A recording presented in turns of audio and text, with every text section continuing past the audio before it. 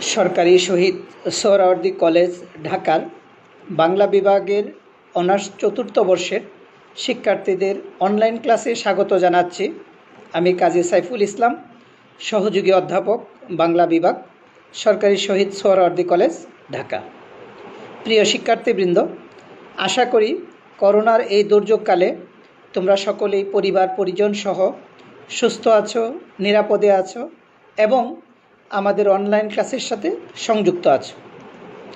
ক্লাসের শুরুতেই আমি সরকারি শহীদ সোহরাওয়ার্দী কলেজের সুযোগ্য অধ্যক্ষ, উপাধ্যক্ষ এবং অফিসার্স কাউন্সিলের সম্মানিত সম্পাদককে আন্তরিক অভিনন্দন জানাচ্ছি এই অনলাইন ক্লাসের ব্যবস্থা করে দেওয়ার জন্য।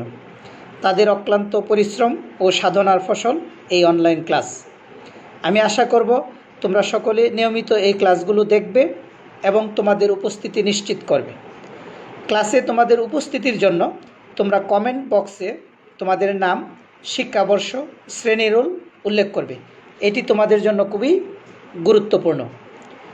প্রিয় শিক্ষার্থীবৃন্দ, আজ আমি তোমাদের 24-1001 নং কোডের বাংলা সাহিত্যের ইতিহাস 3 শীর্ষক কোর্সের অন্তর্গত 1947 পরবর্তী বাংলা উপন্যাসের ধারা এ বিষয়টি নিয়ে আলোচনা করব। সুপ্রিয় ছাত্রছাত্রীবৃন্দ, তোমরা পূর্ববর্তী শিক্ষাবর্ষে অর্থাৎ অনার্স দ্বিতীয় এবং তৃতীয় বর্ষে বাংলা সাহিত্যের ইতিহাস কোর্সে বাংলা উপন্যাসের উদ্ভব ও ক্রমবিকাশ সম্পর্কে অবগত হয়েছে। আমরা জানি বাংলা সাহিত্যের ইতিহাসে 3টি যৌগ বিভাগ রয়েছে: প্রাচীন যুগ, মধ্যযুগ এবং আধুনিক যুগ। আর এই আধুনিক যুগের সূচনা লগ্নে বাংলা উপন্যাসের শুভ সূচনা হয়।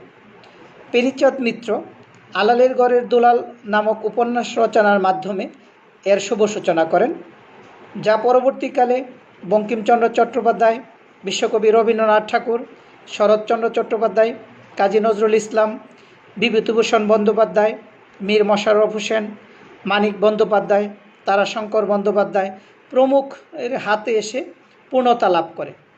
এরই ধারাবাহিকতায় আমরা 1947 পরবর্তী বাংলাদেশের উপন্যাসের ধারা আলোচনা করব। প্রিয় শিক্ষার্থীবৃন্দ, আমরা জানি সাহিত্য হচ্ছে সমাজের দর্পণ। তাই সমাজ রাষ্ট্রে ঘটে যাওয়া গুরুত্বপূর্ণ ঘটনাবলীর প্রভাব সাহিত্যে প্রতিফলিত হয় অনিবার্যভাবে। আমরা এও জানি 40-এর দশক থেকে 90-এর দশক পর্যন্ত আমাদের সামাজিক ও রাষ্ট্রীয় জীবন তথা জাতীয় জীবন অনেক ক্ষেত্রেই ছিল উত্তাল, উত্তপ্ত, আন্দোলন মুখর। দ্বিতীয় বিশ্বযুদ্ধ, 43-এর দুর্ভিক্ষ, সাম্প্রদায়িক দাঙ্গা, দেশভাগ তথা 47-এ পাকিস্তান ও ভারত নামক রাষ্ট্রের জন্ম, এসব নিয়ে 40-এর দশক ছিল উত্তাল। 1947 সালে দ্বিজাতি তত্ত্বের ভিত্তিতে ভারত ও পাকিস্তান নামক দুটি স্বাধীন রাষ্ট্রের জন্ম হয়। পাকিস্তানের আবার দুটি অংশ ছিল, একটি পশ্চিম পাকিস্তান বা বর্তমান পাকিস্তান এবং অন্যটি পূর্ব পাকিস্তান, যা বর্তমান স্বাধীন সার্বভৌম বাংলাদেশ।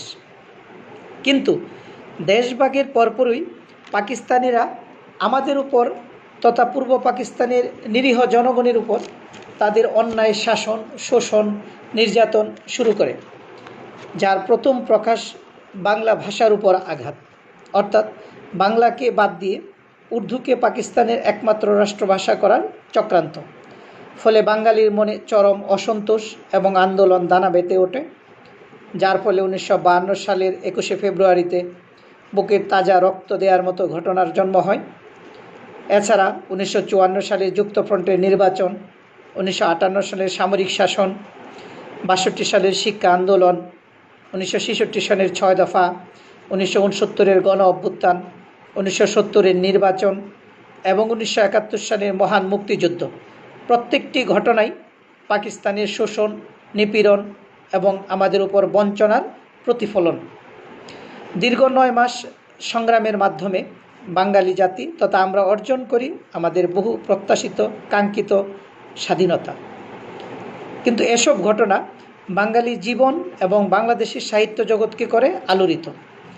স্বাধীনতার পর প্রত্যাশা অনুযায়ী আমাদের প্রাপ্তি না হওয়া 1975-এ জাতির জনকের নির্মম হত্যাকাণ্ড 1990-এ গণ আন্দোলন তথা স্বৈরাচার বিরোধী আন্দোলন ইত্যাদি বাংলাদেশের মানুষের জীবনে এক বড় অভিঘাত, যার প্রভাব অনিবার্যভাবে বাংলা সাহিত্যে, বিশেষভাবে বাংলা উপন্যাসে প্রতিফলিত হয়।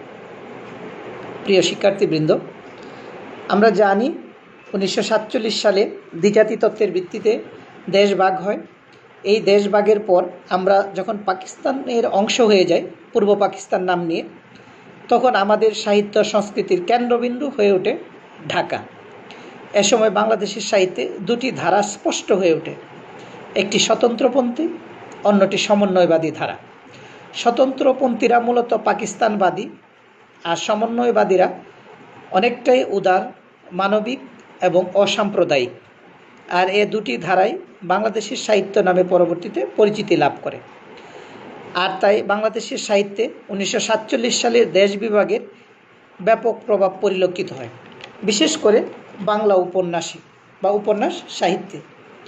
প্রিয় ছাত্রছাত্রীবৃন্দ, তোমরা জানো স্বতন্ত্র পরিবেশে বাংলাদেশের উপন্যাস রচনায় অনেক প্রবীণ ও নবীন ঔপন্যাসিকের অবদান রয়েছে।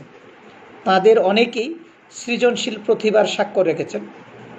আর পূর্বসূরীদের পদাঙ্ক অনুসরণ করে নবীন সাহিত্যিকদের পদচারণা, প্রবীণ নবীনের অক্লান্ত সাধনার মাধ্যমেই গড়ে উঠেছে 47 পরবর্তী বাংলা উপন্যাসের ধারা। এ ধারায় অনেক ঔপন্যাসিকের অবদান থাকলেও যারা অগ্রগণ্য তাদের মধ্যে রয়েছেন আবুল মনসুর আহমদ, আবুল ফজল, আবু জাফর শামসুদ্দিন, সত্যেন সেন, শওকত ওসমান, সর্দার জয়নুদ্দিন, অদ্বৈত মল্ল বর্মন, আবু ইসহাক, শহীদুল্লাহ কায়সার, আরও আছেন জহির রায়হান, আনোয়ার পাশা, ডক্টর আলাউদ্দিন আল আজাদ, সৈয়দ ওয়ালিউল্লাহ, শামসুদ্দিন আবুল কালাম, আরও আছেন সেলিনা হোসেন, আখতারুজ্জামান ইলিয়াস, রিজিয়া রহমান, রশিদ করিম, ডক্টর নীলিমা ইব্রাহিম। এছাড়াও রয়েছেন দিলারা হাশেম, শওকত আলী, আল মাহমুদ, সৈয়দ শামসুল হক, আব্দুল মান্নান সৈয়দ, ডক্টর হুমায়ুন আজাদ, ইমদাদুল হক মিলন, মইনুল আহসান সাবের, হুমায়ুন আহমেদ প্রমুখ।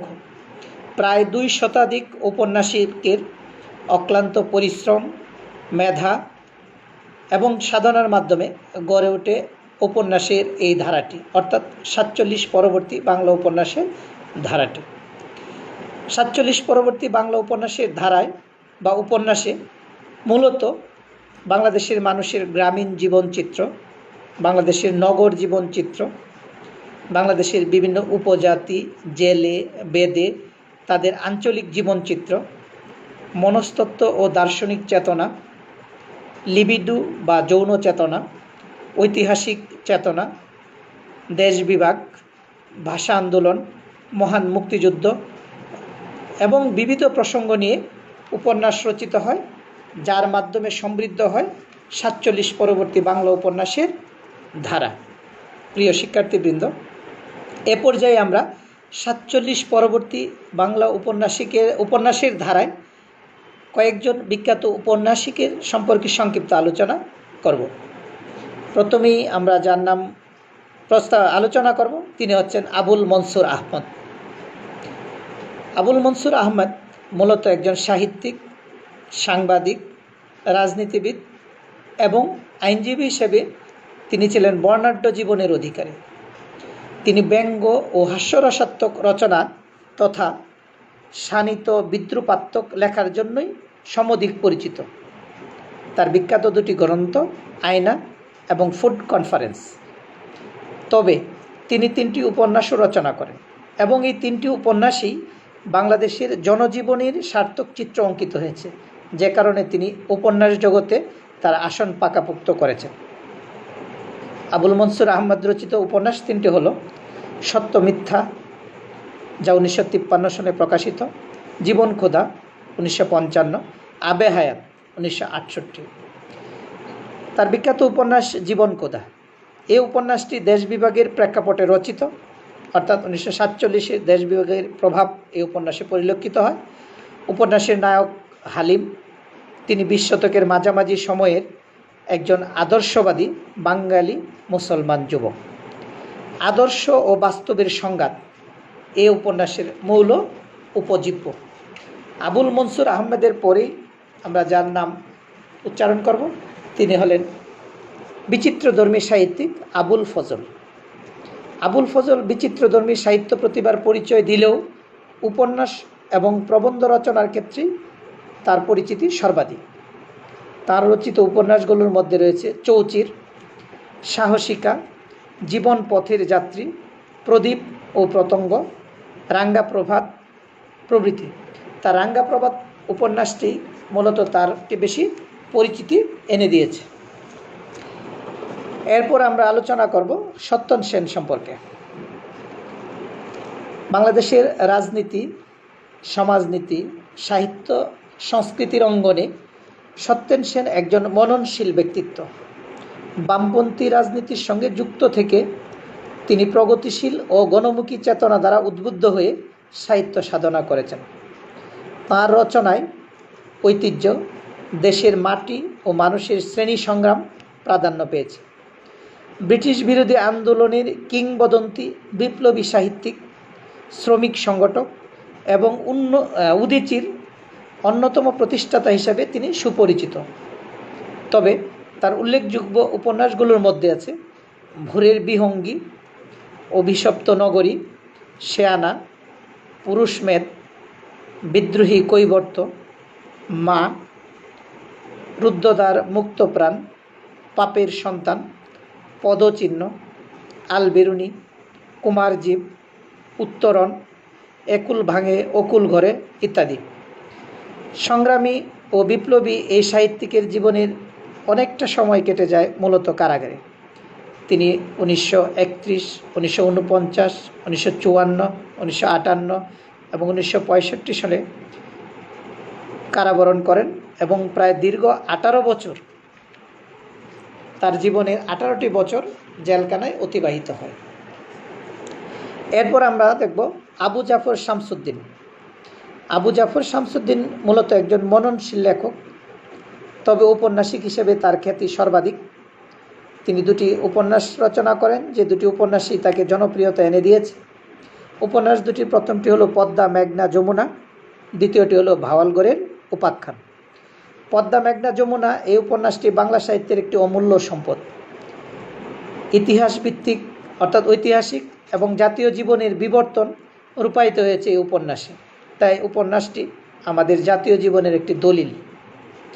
আর ভাওয়ালগড়ের উপন্যাসটিও ঐতিহাসিক পটভূমিকায় রচিত হয়। এরপর আমরা আলোচনায় প্রয়াসী হব শওকত ওসমান সম্পর্কে। প্রিয় শিক্ষার্থীবৃন্দ, তোমরা জানো বাংলাদেশের একজন জনপ্রিয় ঔপন্যাসিক ও ছোট গল্পকার শওকত ওসমান। শওকত ওসমান বাংলাদেশের খ্যাতিমান কথা সাহিত্যিক। তিনি অনেকগুলো উপন্যাস রচনা করেন। বাংলাদেশের মহান মুক্তিযুদ্ধভিত্তিক উপন্যাস রচনা করে তিনি কালজয়ী হয়ে আছেন, অর্থাৎ অমর হয়ে আছেন। মুক্তিযুদ্ধকে অবলম্বন করে তিনি 4টি উপন্যাস রচনা করেন।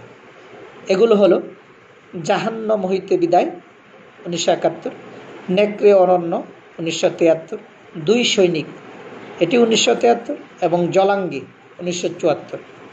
এছাড়াও তার বিখ্যাত উপন্যাসগুলোর মধ্যে রয়েছে জননী, কৃতদাসের হাসি, বনি আদম, দুই সৈনিক, রাজা উপাখ্যান ইত্যাদি। এই উপন্যাসিকের জনপ্রিয়তা বাংলাদেশের অন্যান্য যে কোনো উপন্যাসিকের চেয়েও বেশি। এরপর আমরা বলবো সর্দার জয়নুদ্দিনের কথা। তিনিও বাংলাদেশের একজন শক্তিমান ঔপন্যাসিক। সমকালীন জীবনের সমস্যা তার উপন্যাসে প্রতিফলিত হয়েছে সার্থকতার সাথে। রয়েছে আদিগন্ত, নীল রং রক্ত, পান্নমতি, অনেক সূর্যের আশা, বেগম শেফালি মির্জা, বিধ্বস্ত রোদের ঢেউ। এগুলো তার বিখ্যাত উপন্যাস। প্রিয় শিক্ষার্থীবৃন্দ,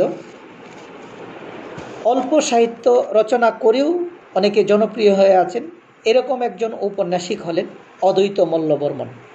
একটি মাত্র উপন্যাস রচনা করেই তিনি বাংলা সাহিত্য জগতে তথা উপন্যাস জগতে অমর হয়ে আছেন। তার উপন্যাসটির নাম তিতাস একটি নদীর নাম, 1956 সালে যেটি প্রকাশিত হয়। নদ নদী বিধৌত বাংলাদেশের গ্রামীণ জীবনের পটভূমিকায় রচিত তিতাস একটি নদীর নাম একটি সার্থক আঞ্চলিক উপন্যাস। অর্থাৎ বাংলাদেশের আঞ্চলিক উপন্যাসের সার্থক আঞ্চলিক উপন্যাসের স্রষ্টা বলা যায় অদ্বৈত মল্লবর্মণকে।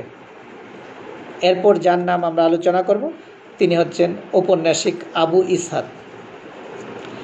আবু ইসহাক মাত্র 22 বছর বয়সে রচনা করেন তার এবং বাংলা সাহিত্যের অনন্য উপন্যাস সূর্য দীঘল বাড়ি, যে উপন্যাসটি পরবর্তীতে চলচ্চিত্রের রূপ দেওয়া হয় 1979 সালে।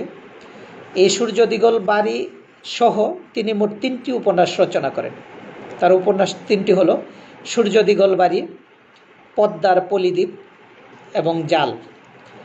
তবে তার প্রথম উপন্যাসটি সামাজিক উপন্যাস, দ্বিতীয় পদ্মার পলিদ্বীপ একটি সামাজিক উপন্যাস, কিন্তু তৃতীয় উপন্যাস অর্থাৎ জাল একটি গোয়েন্দা উপন্যাস, অর্থাৎ একটি ব্যতিক্রমী উপন্যাস এই জাল। আবু ইসহাক তার সূর্য দীঘল বাড়ি উপন্যাসটির জন্যই আসলে বাংলা সাহিত্য অমর হয়ে আছেন, থাকবেন।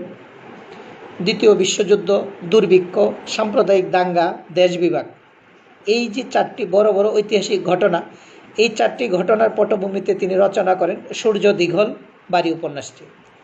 এটি প্রকাশিত হলে এর রচনাশৈলী এবং বিষয়বস্তু পাঠককে আকৃষ্ট করে প্রচুর। এই উপন্যাসে মূলত স্বামী পরিত্যক্তা জয়গুণের 2 সন্তান নিয়ে বেঁচে থাকার যে সংগ্রাম, সেটি এই উপন্যাসের মূল বিষয়বস্তু। অর্থাৎ প্রথম এবং দ্বিতীয় স্বামী কর্তৃক পরিত্যক্ত হয়ে দুকুলের 2টি সন্তান নিয়ে জয়গুণ কীভাবে বেঁচে থাকার সংগ্রামে লিপ্ত হয় তা এই উপন্যাসে তুলে ধরা হয়েছে। দুর্ভিক্ষ পীড়িত জয়গুণ অন্যের সন্ধানে প্রথমে গ্রাম ছেড়ে শহরে যায়, কিন্তু নগর জীবনের নিঃস্ব, তিক্ত ও পঙ্কিল অবস্থায় টিকতে না পেরে আবার গ্রামে ফিরে আসে। কিন্তু গ্রামের সমাজপতিদের ধর্মান্ধতা ও প্রতিহিংসার শিকার হয়ে তিনি এক প্রতিকারহীন নির্যাতন ও দুর্দশার মধ্যে পড়ে যান। এই উপন্যাসে লেখক দেখিয়েছেন পাকিস্তান রাষ্ট্র প্রতিষ্ঠিত হলেও গ্রামের সাধারণ মানুষ, শ্রমজীবী মানুষ, কৃষিজীবী মানুষ, তাদের আর্থিক অবস্থার কোনো পরিবর্তন হয়নি। অর্থাৎ স্বাধীনতা তাদেরকে সেই প্রত্যাশা পূরণ করতে পারেনি, বরং তাদের দুর্ভোগ আরও বেড়েছে। এরপর আমরা আলোচনায় প্রয়াসী হব শহীদ বুদ্ধিজীবী শহীদুল্লাহ কায়সার সম্পর্কে। শহীদুল্লাহ কায়সারের প্রকৃত নাম আবু নঈম মোহাম্মদ শহীদুল্লাহ। তিনি বাংলাদেশের সামাজিক, সাংস্কৃতিক, রাজনীতির অঙ্গনে অতি পরিচিত নাম। তিনি একজন শহীদ বুদ্ধিজীবী। শহীদুল্লাহ কায়সার ঔপন্যাসিক হিসেবে খ্যাতিমান ছিলেন। তার বিখ্যাত উপন্যাসগুলো হলো সারেং বউ, সংসপ্তক, কৃষ্ণচূড়ার মেঘ, তিমির বলয়, দিগন্তে ফুলের বাগান, সমুদ্র ও তৃষ্ণা, চন্দ্রভানের কন্যা ইত্যাদি। তার সারেং বউ এবং সংসপ্তক 2টি সামাজিক উপন্যাস এবং এই 2টি উপন্যাস বেশ জনপ্রিয় উপন্যাস। সারেং বউ উপন্যাসটি পরবর্তীতে 1978 সালে চলচ্চিত্রের রূপ দেওয়া হয়। শহীদুল্লাহ কায়সারের মতোই তার সহোদর অনুজ, অর্থাৎ তার আপন ছোট ভাই মোহাম্মদ জহির রায়হান বাংলা সাহিত্যের আরেকজন বিখ্যাত ঔপন্যাসিক। তার প্রকৃত নাম মোহাম্মদ জহিরুল্লাহ। তিনি বিখ্যাত ঔপন্যাসিক এবং চলচ্চিত্রকার। তিনিও শহীদ বুদ্ধিজীবী, অর্থাৎ নিখোঁজ বড় ভাইকে খুঁজতে গিয়ে 1971 সালে তিনিও নিখোঁজ হয়ে যান। তিনি বাংলাদেশের ভাষা আন্দোলনের প্রসঙ্গ নিয়ে প্রথম উপন্যাসের রচয়িতা, অর্থাৎ জহির রায়হানের আরেক ফাল্গুন উপন্যাসটি 1952 সালের ভাষা আন্দোলনের প্রেক্ষাপট নিয়ে রচিত বাংলা সাহিত্যের প্রথম উপন্যাস। সেই হিসাবে জহির রায়হান আমরা বলবো একটি নতুন দিকের সূচনা করেছেন, অর্থাৎ ভাষা আন্দোলনকে উপন্যাসে তুলে ধরার চেষ্টা করেছেন। জহির রায়হানের উপন্যাসগুলোর মধ্যে আছে শেষ বিকেলের মেয়ে, হাজার বছর ধরে, আরেক ফাল্গুন, বরফ গলা নদী, আর কতদিন ইত্যাদি। তবে জহির রায়হান শুধু উপন্যাসের জন্যই নয়, চলচ্চিত্র নির্মাণ করেও বাঙালির মনের মণিকোটায় স্থান করে নিয়েছেন। তার নির্মিত পরিচালিত চলচ্চিত্রগুলোর মধ্যে রয়েছে কাচের দেয়াল, সঙ্গম, বাহানা, সংসার, মনের মতো বউ 21শে ফেব্রুয়ারি, জীবন থেকে নেয়া, let there be light, stop genocide ইত্যাদি। অর্থাৎ উপন্যাস এবং চলচ্চিত্র দুটি শাখার জন্যই তিনি জনপ্রিয় হয়ে আছেন। জহির রায়হানের পর যার উপন্যাস নিয়ে আমরা আলোচনা করব, তিনিও আরেক শহীদ বুদ্ধিজীবী, আনোয়ার পাশা। তিনি লেখক, শিক্ষাবিদ, ঢাকা বিশ্ববিদ্যালয়ের বাংলার অধ্যাপক এবং শহীদ বুদ্ধিজীবী। তার সাহিত্যকর্মে গভীর দেশাত্মবোধ, মননশীলতা, প্রগতিশীল ও অসাম্প্রদায়িক চিন্তা চেতনার পরিচয় পাওয়া যায়। তিনি 3টি উপন্যাস রচনা করেন। উপন্যাস 3টির মধ্যে রয়েছে নীর সন্ধানী, নিশীথী রাতের গাথা এবং রাইফেল রুটি আওরাত। 1973 সনে প্রকাশিত এই রাইফেল রুটি আওরাতটি বাংলাদেশের মুক্তিযুদ্ধ ভিত্তিক প্রথম উপন্যাস, যা মুক্তিযুদ্ধ চলাকালেই রচিত হয়। অর্থাৎ 1971 সালের 25শে মার্চের কালো রাত্রে পাকিস্তানি দখলদার হানাদার বাহিনীর নির্মম অত্যাচারে ঢাকা বিশ্ববিদ্যালয় এলাকা যে নির্মম হত্যাকাণ্ড চলে, সেই হত্যাকাণ্ডের জীবন্ত সাক্ষী এই অধ্যাপক, লেখক, ঔপন্যাসিক। আর এই অভিজ্ঞতাকেই তিনি উপন্যাসে রূপদান করেছেন। তিনি 25শে মার্চের কালো রাত হতে এপ্রিল মাসের প্রথম দিক পর্যন্ত সময়কাল তার এই রাইফেল রুটি আওরাত উপন্যাসে স্থান দিয়েছেন। এই হিসাবে তার এই উপন্যাসটি একটি ঐতিহাসিক এবং কালজয়ী উপন্যাস, কারণ মুক্তিযুদ্ধ চলাকালেই মুক্তিযুদ্ধের প্রসঙ্গ নিয়ে তিনি উপন্যাসটি সমাপ্ত করেন। এরপর যার সম্পর্কে আমরা আলোচনায় প্রয়াসী হব, তিনিও একজন ঔপন্যাসিক, প্রাবন্ধিক, কবি, নাট্যকার, গবেষক এবং অধ্যাপক। তিনি ডক্টর আলাউদ্দিন আল আজাদ। ডক্টর আলাউদ্দিন আল আজাদ মূলত একজন বহুমাত্রিক লেখক। আশাবাদী, সংগ্রামী মনোভাব তার রচনার মূল বৈশিষ্ট্য। তার সম্পর্কে যদি আমরা জানতে চাই, তাহলে বলা যাবে তিনি একজন ভাষা সৈনিক এবং মুক্তিযোদ্ধা। অর্থাৎ 1952 সনের ভাষা আন্দোলন এবং মুক্তিযুদ্ধে তিনি প্রত্যক্ষভাবে জড়িত ছিলেন। তিনি প্রথম শহীদ মিনার নিয়ে প্রথম কবিতা রচনা করেন। এই ঐতিহাসিক কবিতাটির নাম স্মৃতিস্তম্ভ। তোমরা অনেকেই নিচের ক্লাসে এই কবিতাটি পড়েছ। আবার মহান মুক্তিযুদ্ধকালীন সময়ের দিনলিপি নিয়ে তিনি একটি রচনা করেন, অনন্য সাহিত্যকর্ম, যার নাম দিয়েছেন তিনি ফেরারি ডায়েরি। 1978 সনে প্রকাশিত এটি মুক্তিযুদ্ধের এক অনন্য দলিল। এই ডক্টর আলাউদ্দিন আল আজাদ বেশ কয়েকটি উপন্যাস রচনা করেন। এর মধ্যে তার বিখ্যাত উপন্যাস 23 নম্বর তৈলচিত্র। এছাড়া রয়েছে শীতের শেষ রাত, বসন্তের প্রথম দিন, কর্ণফুলী, ক্ষুধা ও আশা, স্বাগতম ভালোবাসা, পুরানা পল্টন, ক্যাম্পাস, স্বপ্নলীলা ইত্যাদি। প্রিয় শিক্ষার্থীবৃন্দ, আমরা প্রথমেই যে উপন্যাসিকগণের নাম বলেছিলাম বা তালিকা বলেছিলাম, তাদের মধ্যে প্রত্যেকের সম্পর্কে আলোচনা একটি ক্লাসে করা সম্ভব নয়। বিধায় আমরা অতি পরিচিত বা সুপরিচিত কয়েকজন সম্পর্কে আলোচনা করলাম। এছাড়াও যাদের নাম আমরা আলোচনা না করলেই নয়, তাদের মধ্যে একজন কবি ডক্টর নীলিমা ইব্রাহিম, কবি আল মাহমুদ, দিলারা হাশেম, আখতারুজ্জামান ইলিয়াস, সেলিনা হোসেন, ডক্টর হুমায়ুন আহমেদ প্রমুখ উল্লেখযোগ্য। ডক্টর নীলিমা ইব্রাহিমের 20 শতকের মেয়ে উপন্যাসটির জন্য তিনি সুপরিচিত হয়ে আছেন। আল মাহমুদের ডাহুকি, উপমহাদেশ, কবি ও কোলাহল, কাবিলের বোন উপন্যাসগুলো তার পরিচিতি এনে দিয়েছে। দিলারা হাশেমের গরমন জানালা, একদা এবং অনন্ত এই উপন্যাসগুলো বিখ্যাত। আখতারুজ্জামান ইলিয়াসের 2টি উপন্যাস, একটি চিলেকোঠার সেফাই, অন্যটি খোয়াবনামা। এই 2টি মহাকাব্যিক উপন্যাস তাকে বাংলা উপন্যাস সাহিত্যে একটি স্বতন্ত্র স্থান করে দিয়েছে। সেলিনা হোসেন অদ্যাবধি লিখে যাচ্ছেন। তার উপন্যাসে বাংলাদেশের মুক্তিযুদ্ধ এবং জনজীবন সুন্দরভাবে প্রতিফলিত হয়েছে।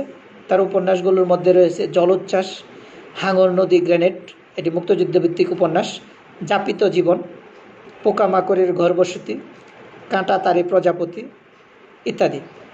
ডক্টর হুমায়ুন আজাদ তার বিখ্যাত উপন্যাসগুলোর মধ্যে রয়েছে 56,000 বর্গমাইল, রাজনীতিবিদগণ, পাকসার জমিন সাদবাদ ইত্যাদি। এছাড়াও বাংলাদেশের জনপ্রিয়তম একজন ঔপন্যাসিক ছিলেন হুমায়ুন আহমদ। হুমায়ুন আহমেদের আগুনের পরশমণি, শ্যামল ছায়া ইত্যাদি খুব সুপরিচিত উপন্যাস। হুমায়ুন আহমেদ একজন ঔপন্যাসিকের পাশাপাশি একজন নাট্যকার, চলচ্চিত্রকার হিসাবেও জনপ্রিয়তা পেয়েছিলেন। এছাড়াও অন্যান্য যে সকল ঔপন্যাসিক রয়েছেন তাদের সম্পর্কে আমরা পরবর্তী ক্লাসে আলোচনা করব। প্রিয় শিক্ষার্থীবৃন্দ, এই কোর্সের সহযোগিতা পেতে পারো এরকম কয়েকটি বইয়ের নাম আমি তোমাদের বলে দিচ্ছি, অর্থাৎ সহায়ক গ্রন্থ যেগুলো তোমাদের দেখা উচিত। এর মধ্যে প্রথম গ্রন্থটা হচ্ছে বাংলাদেশের সাহিত্যের ইতিহাস। এটা রচয়িতা শহীদ ইকবাল, রাজশাহী বিশ্ববিদ্যালয়ের শিক্ষক ডক্টর শহীদ ইকবাল। তার বইটির নাম বাংলাদেশের সাহিত্যের ইতিহাস। এরপর তোমরা দেখতে পারো আজহার ইসলাম রচিত বাংলা সাহিত্যের ইতিহাস আধুনিক যুগ, এই বইটি। আজহার ইসলাম রচিত বাংলা সাহিত্যের ইতিহাস আধুনিক যুগ। তারপরে তোমরা দেখতে পারো মাহবুবুল আলম রচিত বাংলাদেশের সাহিত্য, এই বইটি। মাহবুবুল আলম রচিত বাংলাদেশের সাহিত্য। এছাড়াও তোমাদের উপকারে আসতে পারে এরকম একটি বই হচ্ছে বাংলাদেশের সাহিত্য, যেটা রচয়িতা ডক্টর বিশ্বজিৎ ঘোষ। বাংলাদেশের সাহিত্য, ডক্টর বিশ্বজিৎ ঘোষ। অন্য একটি বই দেখতে পারো, সেটি হচ্ছে বাংলাদেশের উপন্যাস, বিষয় ও শিল্পরূপ। এটা রচয়িতা ডক্টর রফিকুল্লাহ খান। তোমরা এই বইগুলো লাইব্রেরি থেকে সংগ্রহ করে দেখতে পারো, এটি তোমাদের উপকারে আসবে এই কোর্সের জন্য। মনে রাখবে, বাংলা সাহিত্যের ইতিহাস 3, যদিও কাল পরিসীমায় স্বল্প, 1947 থেকে 2000, কিন্তু এই সিলেবাসের ভিতরে অনেক কবি, ঔপন্যাসিক, নাট্যকার, প্রাবন্ধিক, ছোট গল্পকার পাঠ্য রয়েছেন। এই কারণে তোমাদের এই কোর্সের একাধিক বই পড়তে হবে, দেখতে হবে। আমরা আশা করব তোমরা বইগুলো সংগ্রহ করার চেষ্টা করবে এবং আমাদের পরবর্তী ক্লাসগুলোতে নিয়মিতভাবে উপস্থিত থাকবে। তোমাদের সকলের সুস্বাস্থ্য ও মঙ্গল কামনা করছে। আজ এ পর্যন্তই। আল্লাহ হাফেজ।